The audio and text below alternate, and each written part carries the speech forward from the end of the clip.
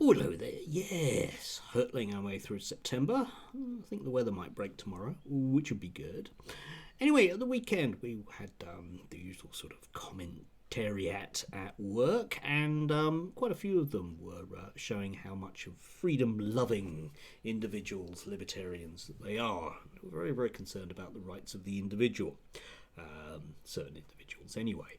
And also the way that they are quite happy to be reasonably blatant about what exactly it is that they're after and how much they don't care about the rights of the individual. Oh, hang on, that's a contradiction. Yes, it is indeed. So, first up, I'll give you Zoe Strimple in the Telegraph. The Tories must be willing to take the trans fight to the courts. Rishi Sunak has a real opportunity to display resilience and create trouble for his opponents. Yes, indeed. You need a big fat court case. Maybe not. The long-term advantages will be threefold, she argues. One would be the noisy exposure, perhaps in the court, of the goals and beliefs of loony charities such as Stonewall and Mermaids, who have represented the most extreme wing of trans activism and whose members appear to want everyone and their dog, regardless of age, to transition without providing parents with the opportunity to intervene. Yes, we need dogs' parents to have a say on these things. You notice that just anybody there is who's pro-trans or not anti-trans gets lumped in with that. Stonewall is often sort of presented as a really out there charity, but actually it kind of isn't. I know quite a few people my age who aren't necessarily entirely heterosexual who have a few problems with Stonewall. However, you pays your money, you takes your choice. What exactly is Stonewall supposed to do? Not be involved with the T part of LGBTQT. Presumably, they should be more like those LBA people, lovely Tufton Street humans that they are. So, moving on. Yes, second, sticking to his guns would enable Sunak to expose divisions among the Lib Dems and the Labour Party's true cowardice and confusion. Starmer took months to even be able to say what a woman is, and flip-flopped hopelessly on his stance on Scotland's catastrophic gender ID laws, self-ID laws. Many people, especially women, have been appalled by this. If Sunak took a firm line, he'd win over many voters waiting futilely, it would seem, for a firm line on these issues from Labour. And third, it might open the way to changing the Equality Act itself to rid it of its obvious inconsistencies. Yes, indeed. So they might pick up one or two people who otherwise wouldn't vote Conservative, even though they're vastly transphobic. Yeah, that's a huge number of votes, said nobody ever. But you notice the stuff at the end. This is realistically about, once again, getting rid of inconvenient bits of legislation, which we'll come on to with a particular Tory MP in a second. Now, yes, we need to get rid of the Equalities Act because it makes all of these bad things happen. And Zoe is more than happy to persuade the Prime Minister to have a huge court case about this, whereby the right-wing press, of course, will present anybody that's not on the side of goodness and reason, come on to that, as a complete lunatic. And speaking of goodness and reason, we get Miriam Gates in the Critic magazine, which is, I don't want to use pejorative language, but slightly right-wing, shall we say, and she says a failure of safeguarding, the government should act on transitioning in schools. And she comes up with a very similar argument. Okay, let's have a look. Firstly, conducting this debate in public has democratic benefits. This is an issue of immense importance to the future of society. Can boys become girls? Do children have the right to self-identification? Can schools, an arm of the state, lawfully promote contested ideologies? A legal battle will also force those who advocate for children to be socially transitioned to make their case in public. From what we've seen so far, team #NoDebate.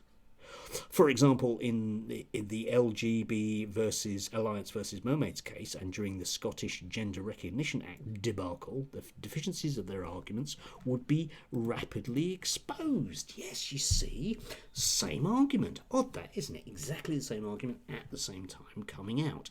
Yes. Yes, the LGB Alliance, that forward-thinking group of people who we must trust over others. Yes, not that they're a one-trick pony. Yes, exactly the same argument, oddly enough. I did a video a couple of days ago about Toby Young poo-pooing the idea of right-wingers coordinating things. And I'm sure it's just one of those coincidences. But let's move on. She says, secondly, if the government were to lose in court, the judgment would establish precisely what legislative changes are needed to make the guidance lawful. This would give parliamentarians a clear mandate and public support to enact these changes. Yes, you see, even if they lose in court because it's illegal, they can then use that to change the law, because the fact that they've lost in court because it's illegal will make it a mandate for them to change the law. Do you see? It's really simple, and that's democratic, apparently, according to Miriam. Yeah? Somehow. I'm not really quite sure. I need to sit down and think my way through that. You can't, I don't think. It's tautologically unsound.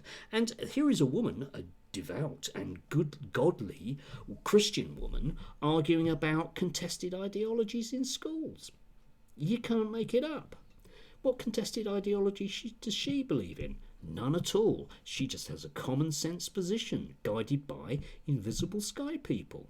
And lastly, and perhaps slightly more brazenly, slightly more open, because you can do that in the Daily Express, we got Danny Kruger, who's an Etonian who comes from right-wing think tanks and is now a Tory MP. Not that there's any such thing as a revolving door there, a la Toby Young. Such things are laughable, that these people would coordinate amongst themselves because they're all mates together. That would be futile, wouldn't it? That would be stupid to think that.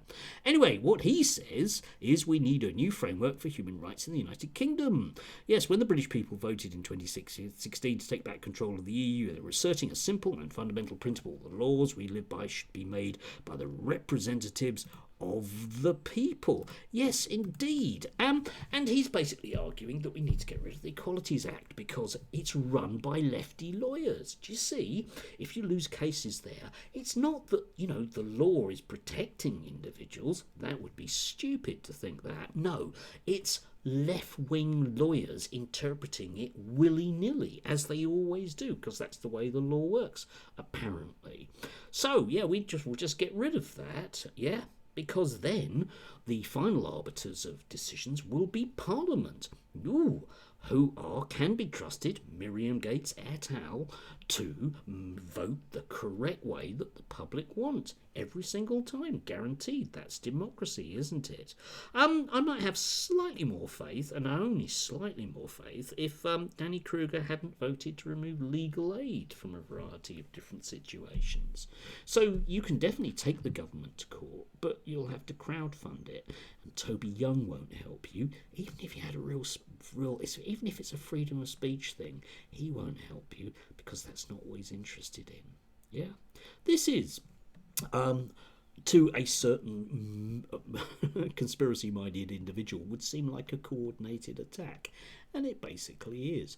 They really don't want the Equalities Act anymore, and they will get rid of it by hook or by crook. I don't know. If they can't do it under Sunak, they'll pay Keith Starmer to do it instead under the next Labour government. But they will get it, because it's the last thing that stands between the real rights of the individual. I know, not the rights that they're interested in. They're interested in different rights because they're libertarians, but I'm interested in those kind of old-fashioned post-1945 rights, which are, amongst them are freedoms from, yeah? I feel that I need freedom from this government at the moment in terms of what they're likely to dictate that I do, even in my everyday life. If I object to it, they have taken away the rights that I had to withdraw my labour.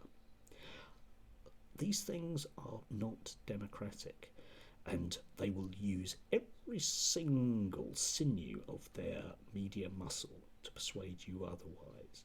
But nevertheless, they will take away your rights because you interfere with the smooth running of their economy. Anyway, do have a lovely week, won't you?